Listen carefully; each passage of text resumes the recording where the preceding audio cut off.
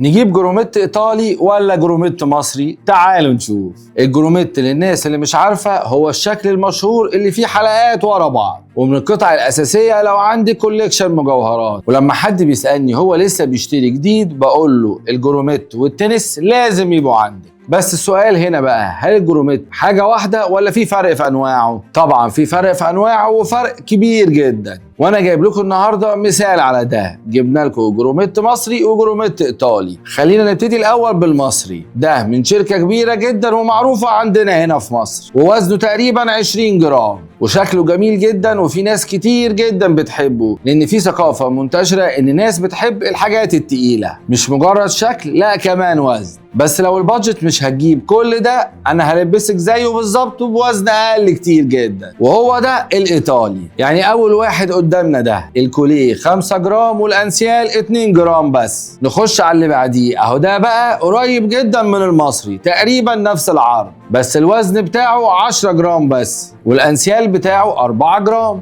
طب لو عايزين حاجة نفس حجم المصري وبرضه فيه تركاية، واكيد هيبقى ايطالي، ووزنه كله على بعضه 10 جرام بس، والتركاية هنا ان نص جروميت ونص لينجلونج. طب لو عايزة حاجة نفس وزن المصري 20 جرام، هيبقى الحجم بتاعها في الايطالي كبير جدا، وده موجود عندنا برضه في مجوهرات الطويل. فمن الاخر كده الجروميت سواء مصري او ايطالي اكيد هيبقى موجود عندنا. بس انا مستنيكم تكتبوا لنا في الكومنتس، يا ترى عايزه تشتري المصري ولا تشتري الايطالي؟